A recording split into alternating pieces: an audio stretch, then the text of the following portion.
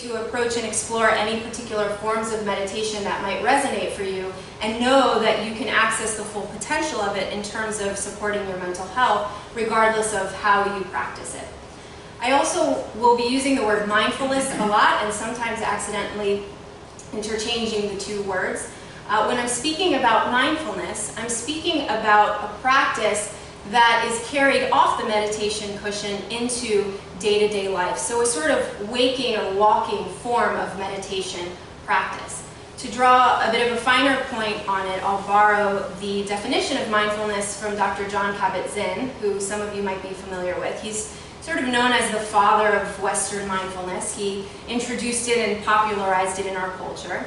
And he defines mindfulness as simply the practice of paying attention on purpose in the present moment with a spirit of acceptance and non-judgment. And what this ultimately means and looks like is a practice of observing and witnessing life as it's unfolding, noticing everything that's occurring internally and in the external environment as it's occurring, and accepting the present moment to unfold as it's unfolding, without resisting it, without judging it, without telling ourselves a story about it. Simply being present to life as it's happening. So you'll hear me talk about both meditation and mindfulness tonight, and hopefully that helps you to understand what I'm referring to. So as Andrea said, today is World Mental Health Day, and it's an opportunity for us to acknowledge the existence of mental illness and to hopefully minimize and abolish the stigma around mental illness that serves as a barrier to people getting the help and support that's available to them.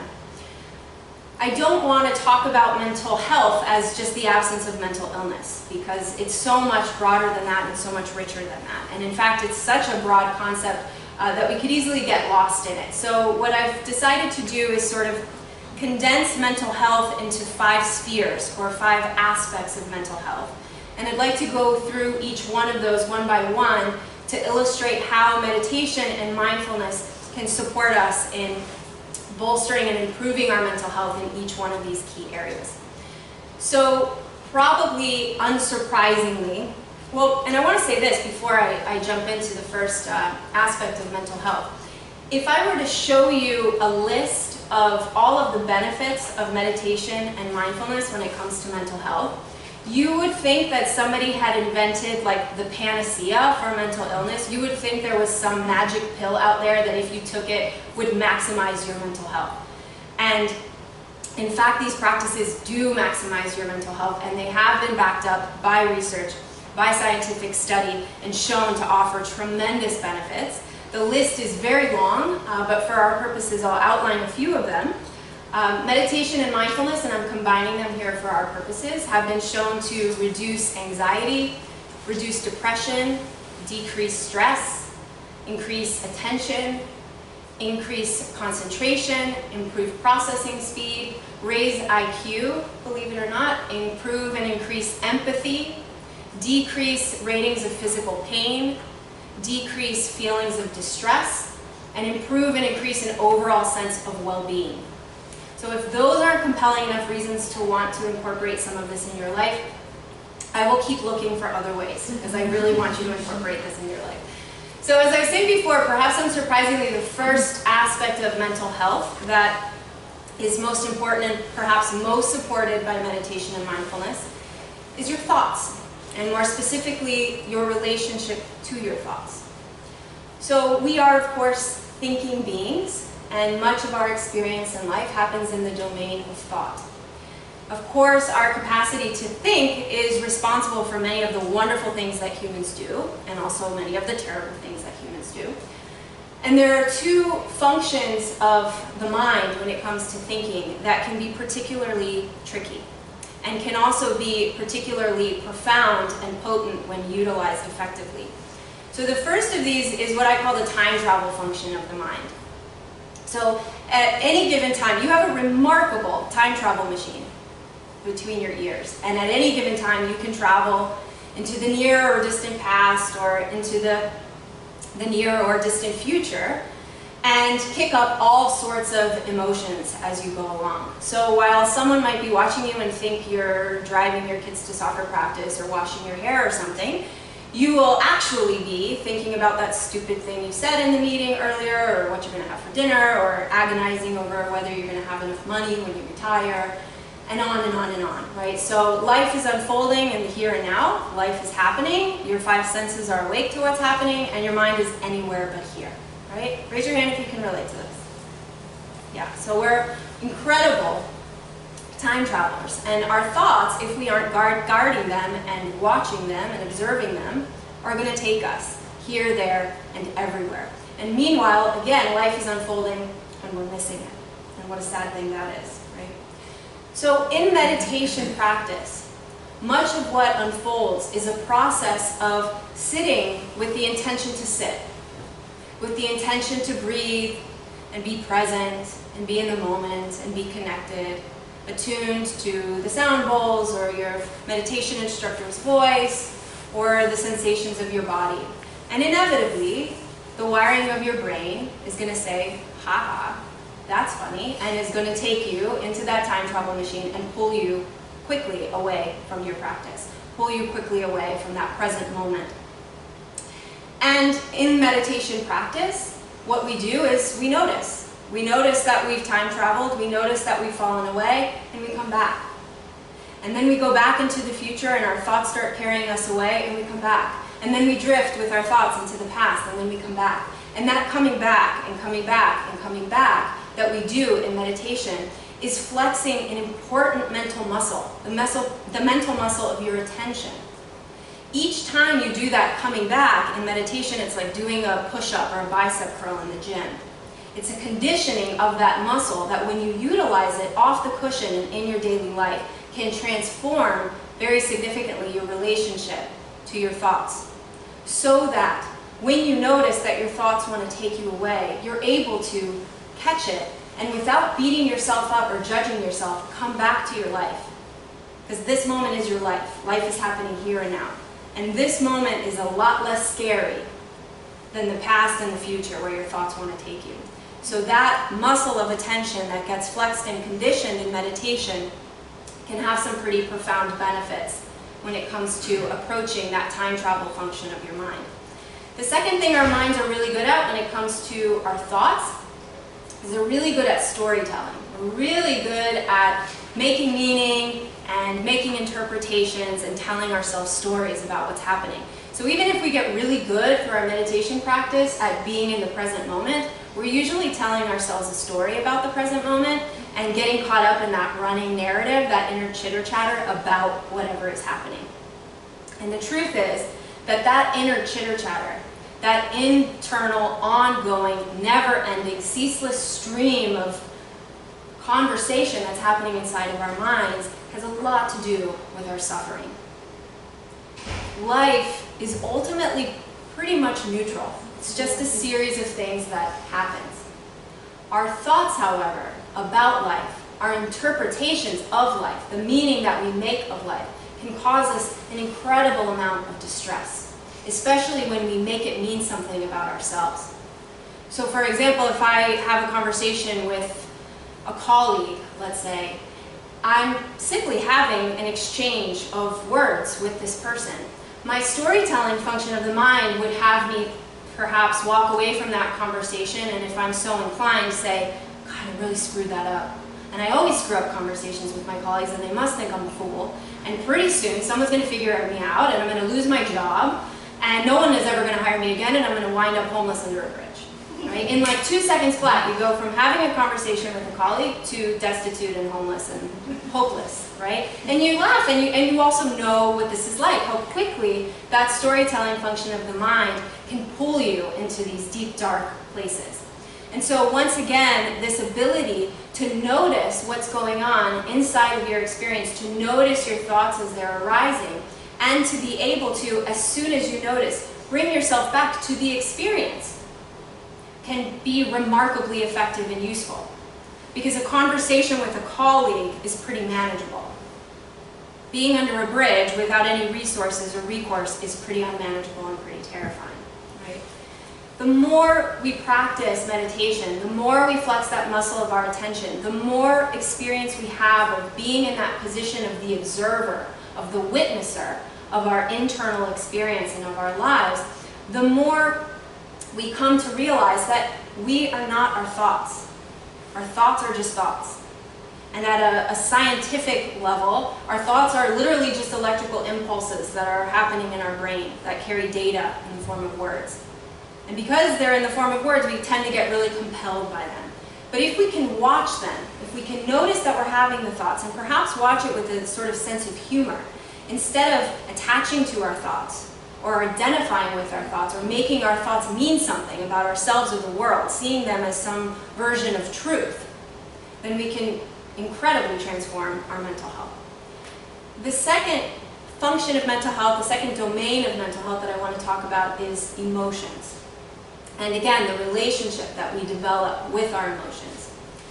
When it comes to our emotional experience in our emotional lives, meditation and mindfulness practice can help us experience and relate to our emotions in two particular ways. The first is that it can help us to identify our emotions rather than identify with our emotions. And I'm going to draw out the distinction between those two. So let's say I'm driving on I-95 and someone cuts me off, right? Typical situation for everyone in here, I'm sure. Immediately, I'm going to experience probably something like anger. And if I'm not mindful of that experience of anger, that anger is going to consume me. I'm going to become the anger. Suddenly, I'm angry. There's no distinction between the anger and me. And the anger jumps into the driver's seat and takes over my experience. And the kinds of things that anger would have me say or do under the circumstances are very different from what my highest self, my most reasonable and rational self, would have me say or do under the circumstances. So when we are identified with our emotions, our possibilities are pretty limited, and we become bound by whatever we're experiencing internally. Meditation and mindfulness practices help us to be present to our emotions and notice them as they're arising within us. During the period that we might sit in meditation, we're likely to experience a whole range of emotions. And the more attuned we are to our internal experience, the more we're going to notice those emotions as they're bubbling up. And be able to witness the emotion, feel it, not resist it, not reject it, not turn away from it, feel the emotion, and also not become consumed by the emotion.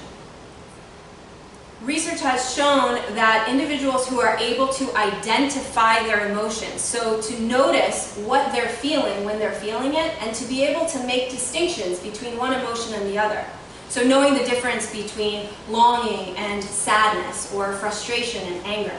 Those people are better able to cope with their emotions. So the more familiar we are with what we're feeling, the more we're noticing what we're feeling, the better able we are to cope with what we're feeling. So this is the distinction I'm referring to between identifying with the emotion, having it take over our experience, and identifying the emotion. Noticing it, allowing it to take up space, and then allowing it to pass. The more we allow space for our emotions, the greater our capacity to manage those emotions. One of the markers of mental health is the capacity to self-soothe or regulate one's emotions. And this is something that's certainly supported by a meditation practice. Relaxation and finding center are some of the fringe benefits of meditation. Not the goal necessarily of meditation, but certainly one of the great outcomes of meditation. We know what it's like to settle into our experience when we practice meditation.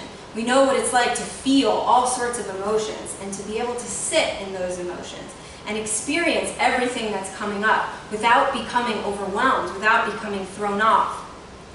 And so the more we practice this relationship with our emotions that allows us to watch them, identify them, be present to them, and allow them to pass through us without becoming consumed by them or overwhelmed by them, the more capable we become of responding to life no matter what's thrown at us effectively without instinctively and impulsively reacting to everything that shows up in our space. And this is associated most certainly with mental health. The third domain of mental health that I want to talk briefly about is relationships. having rich and meaningful and supportive relationships is associated with mental health, to be sure. And the opposite, the absence of relationships, is associated with the opposite of mental health.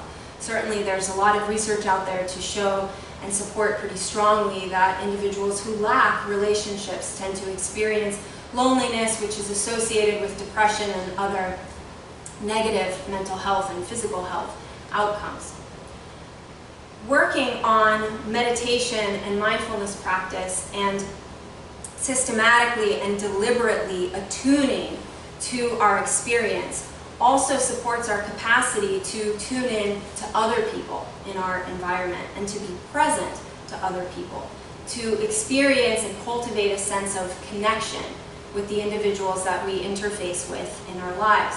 And as I mentioned before, increased empathy is one of the outcomes of meditation and mindfulness, one of the benefits of meditation and mindfulness, which of course supports us having deeper, more meaningful and connected relationships with other people.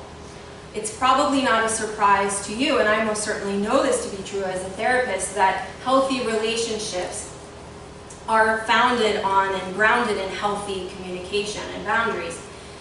And as it turns out, most of us are pretty lousy communicators, not because we want to be, but because our brains sort of wire us to be in ways that are similar to what I described earlier when I was talking about the way our thoughts work.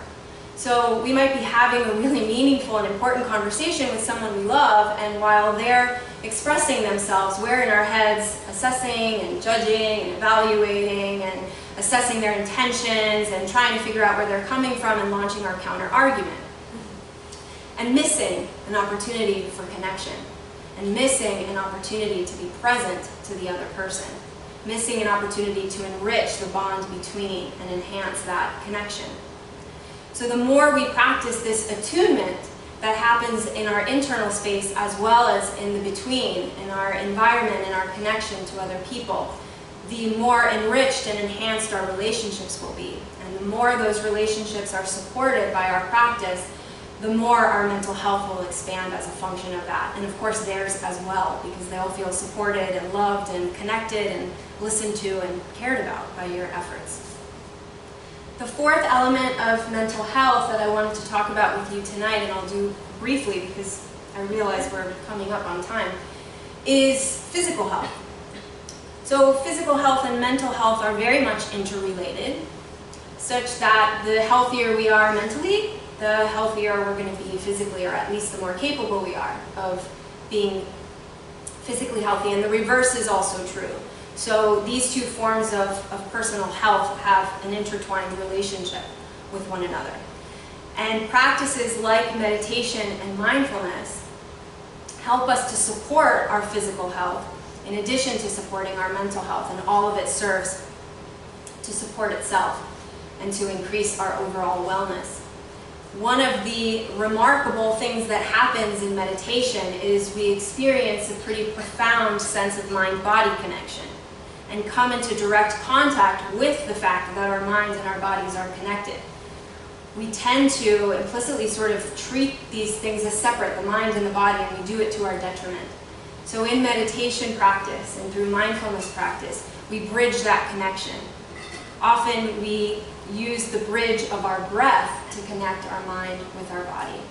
In some forms of meditation, the anchoring process, that coming back, happens through a connection to the breath and the movement of the breath through the body.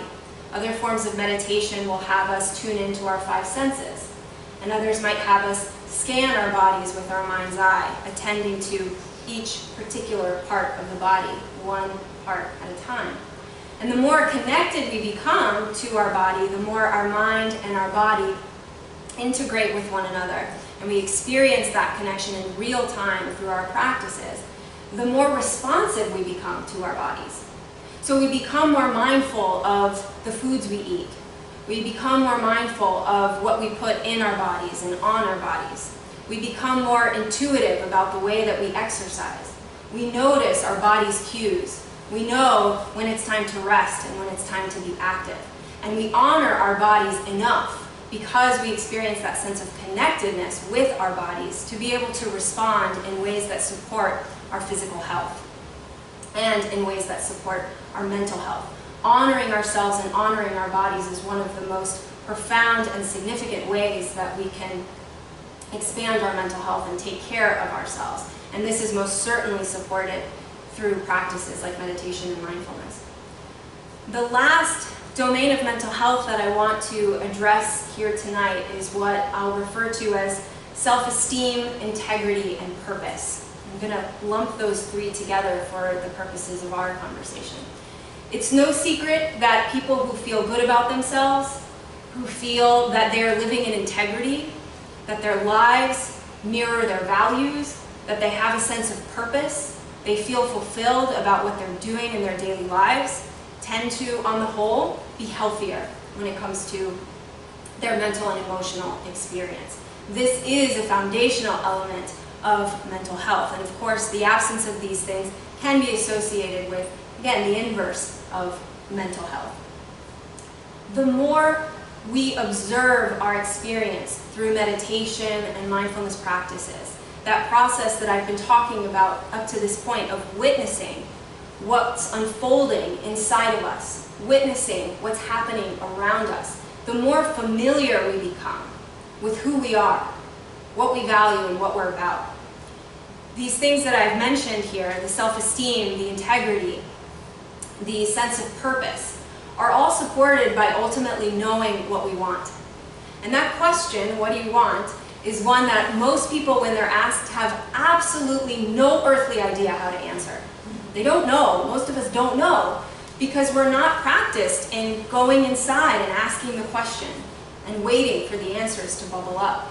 This is something that takes cultivation, it takes practice. And the more we do it, the more familiar we become with ourselves, with what makes us tick, with what inspires us, with what opens our hearts, our internal yeses and our internal no's. The more familiar we become with all of that, the greater our capacity to fortify our self-esteem, to feel confident about who we are and what we have to offer.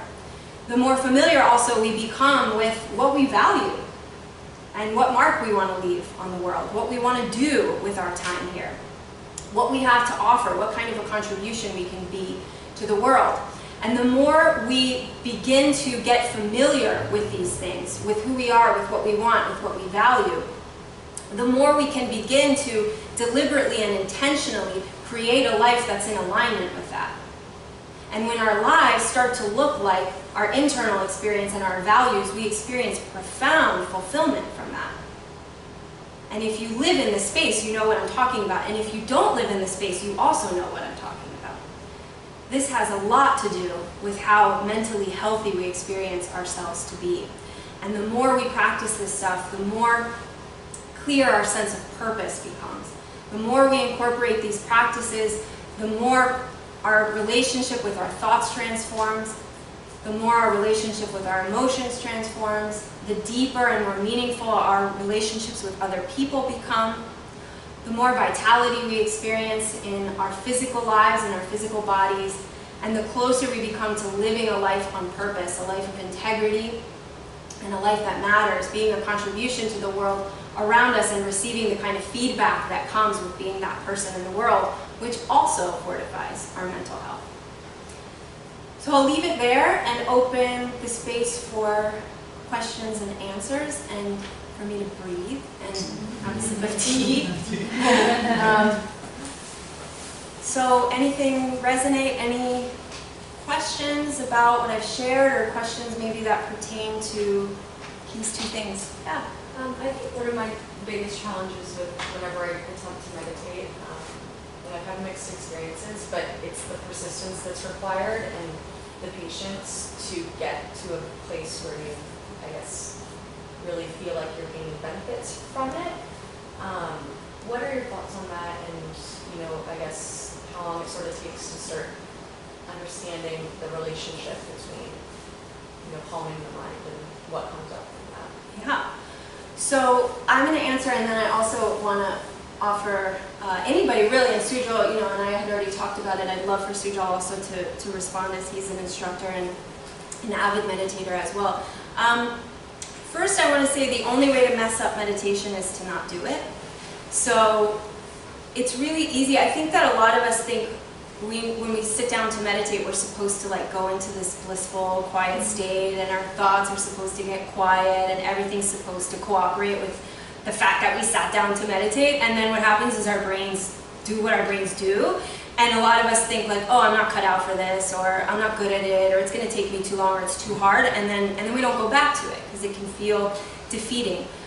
So in fact, that practice, like I talked about before, of sitting anyway, and that intention to, no matter what happens on the cushion, no matter how challenging those 5, 15, 30 minutes are, no matter what happens, no matter how quiet your mind gets or not, to continue to come back to it. And actually that continued coming back, that in itself, actually, the discipline of that, just to relate it back to mental health, that already has a lot to do with mental health. Discipline, structure, and routine are associated with mental health. So the coming back already, even before you sit on the cushion, already is benefiting you, if it makes sense.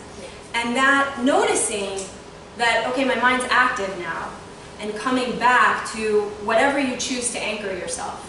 So whether it's the sound of a guided meditation, or a sound bowl, or your own breath, or the 5 senses, whatever you choose as your anchor, every time you come back, even if you do it 100,000 times in 5 minutes, that's benefiting you tremendously. Because again, that's like being in the gym and doing a lot of reps. And the more you do that, the more it's going to benefit you. And you might meditate for 30 years and have sessions that feel as buzzy as your sessions do now. So there may never be a time that you reach some sort of clearing.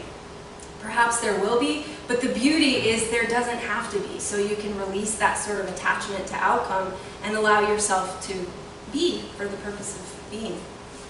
What do you think? Did you get your answer? Is the distinction clear? Yeah. And could you clarify for me what was the question again?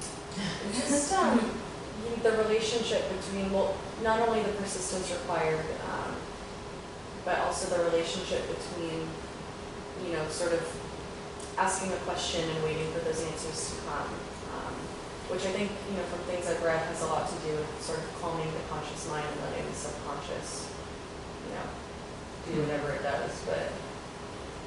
Yeah, we think our minds are rigid and fixed, like we are, I am me, but actually the mind is flexible, workable, and malleable.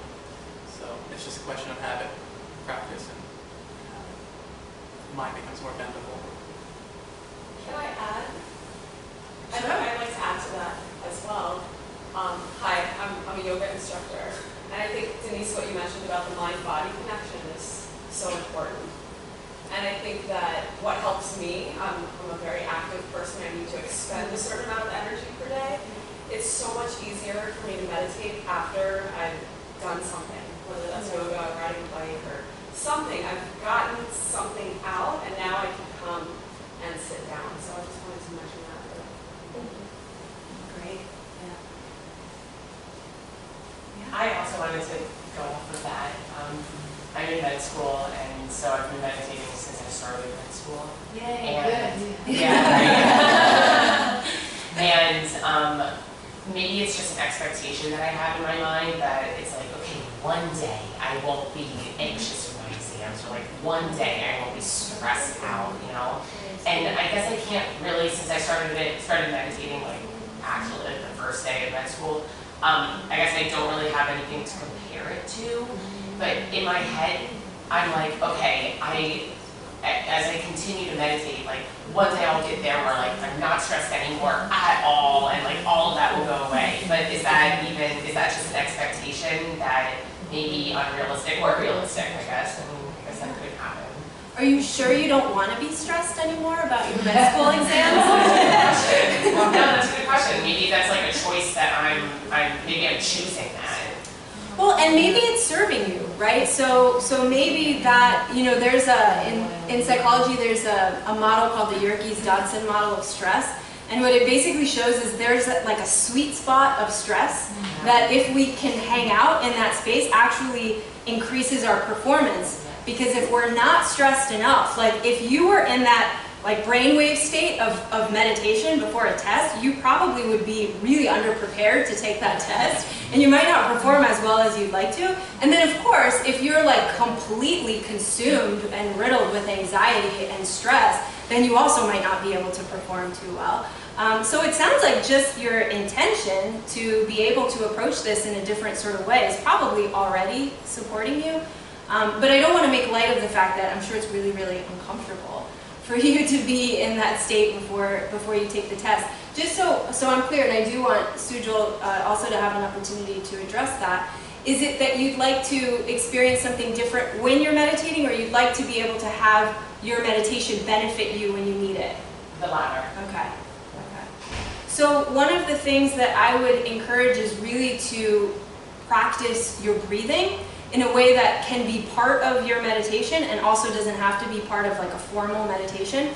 Just 3 to 5 deep belly breaths, like breathing like a baby. You know, when you look at a baby, you can tell that a baby's breathing because like the baby's whole body, I mean the baby's small obviously, but it's breathing properly. And if I look at you guys, I can't tell if you're breathing or not, because we're like we're breathing like just enough to stay alive and not enough to really like pump oxygen through our bloodstream and be able to settle our minds and be able to settle ourselves physiologically. So I would say that might be a way to like kind of ramp up the benefits from your meditation practice instead of maybe just waiting for it to carry over and transfer. Like Mindfulness for Beginners is a really great guide to practicing mindfulness, and maybe using some of those techniques and some express sort of breathing techniques might help before a test. And then keep practicing, for sure. Any thoughts? Like you said about the muscle, keep flexing the attention muscle. That'll serve you as well in your exams and in class. Yeah. And then the other side of that coin is that with practice, the barrier between your life and your meditation dissolves. The contrast between them with practice. So that's, I think, that's the, if you want to say a goal, the oneness. Mm. Yeah. You know a lot about that. Anybody else? We have a couple more minutes. I have a question. When working with clients, I often meditate with them, or I would say encourage or invite a start or persistent meditation practice. And I'm curious to know what you would tell a similar client. I often get, things come up when we meditate that maybe we haven't touched before. And while I believe in observing and being a witness of it, you have to engage. What would you tell a client that is totally like, I don't want to meditate because I don't want to touch that, right? They are engaging. Yeah. And now you've gone over the benefits, you've talked about their progress. What would you say to a client? I'm really glad you brought that up. Actually, what kind of work do you do? Are you a therapist? No. I'm an intuitive and life coach. Okay. So I want to say this, and I think it may be related and something I'd hoped to say earlier and forgot to.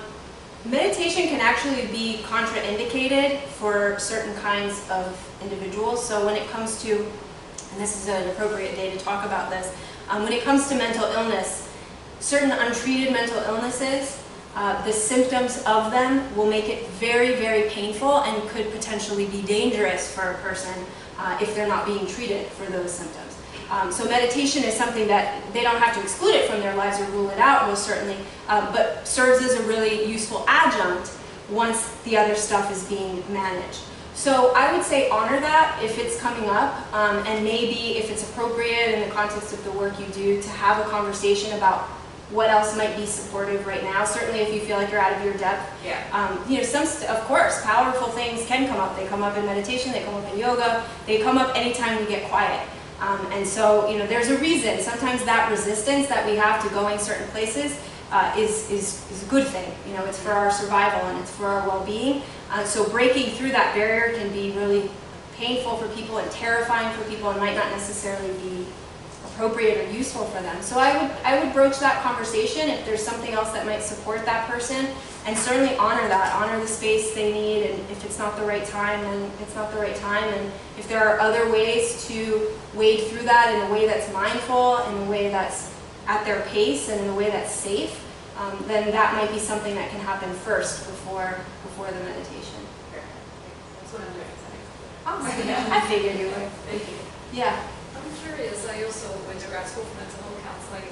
Obviously, they don't teach mindfulness as a practice. How did you decide to integrate that into your work with your patients? Two ways. One was that I had sort of encountered it on my own. I had been introduced to Buddhism and meditation years before when I was in my undergraduate program. Actually, my therapist in undergrad introduced me to it. So it was something that was not at all in the forefront of my mind, but something that was sort of lingering in the background. And I started to make certain connections when I was in grad school to see how the two things relate to one another. She was certainly incorporating it in her work. So I reawoke to that when I was in grad school. And I had the good fortune of having a mentor while I was going through my graduate studies and becoming a clinician who was incorporating this kind of stuff, really integrating it into his work, and so that supported me in being able to do it in my work also. And now we're lucky because now our field is catching up to this stuff that's been around for thousands of years and like taking credit for it, like pretending like we made it up. But it's great because it's happening, and so hopefully if we do something like this in a few years, actually maybe if there were someone who's in a mental health counseling program now might say that they are learning about mindfulness, and I hope that's the case, because most certainly it's clear, the application there. And I think, did that answer your question? Yes, of course. I think we're all on on time for you time. now. Very nice. Okay, who here is an experienced meditator? Just raise your hand. Practice level meditation. Okay. About half. Like Denise said, when we're driving, I'll extract that example that you gave. When we're driving on the road and someone cuts you off, your foot over to the brake, right? You don't have to think about it. It's not a conscious decision. Someone cuts you off, foot to the brake. Why? Practice. Same thing. Meditation. Just it's a question of practice. So let's do the practice. Thank you for setting up this conceptual framework for us so brilliantly and beautifully. Yes.